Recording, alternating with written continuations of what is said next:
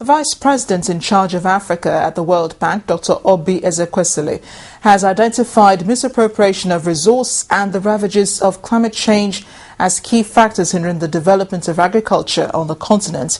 And at the launch of the Feed Africa program, an initiative of the Center for Human Security, Dr. Zekwesili said heads of state and government would have to stimulate continent-wide economic growth beyond the current projections for the years 2012 and 2013, while also reviewing allocations to the sector.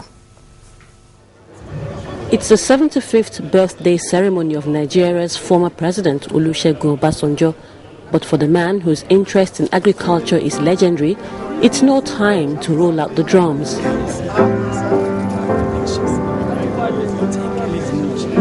The guest lecturer, Dr. Obasanjo, gives voice to a silent concern about food security and agricultural self-sufficiency in Nigeria. The continent's economic growth indices have gone up somewhat, but ironically, there's been little improvement in poverty levels. The missing link, according to the World Bank's vice president, is political will. We would misplace our priorities.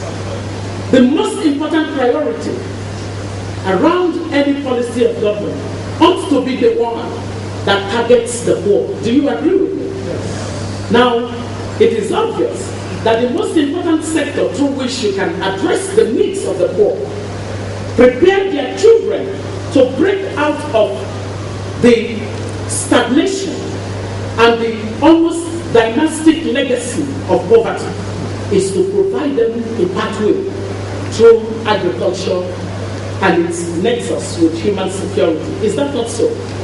If that is so, why should we have the kind of policies in agriculture that will not lead to that? But there's change in the air. We have our farmers who are doing more than they used to do. But that also poses a challenge of when these yields, when there's an improved yield, what happens to the products? It's a big challenge. And if you go to Ekpa today in Delta State,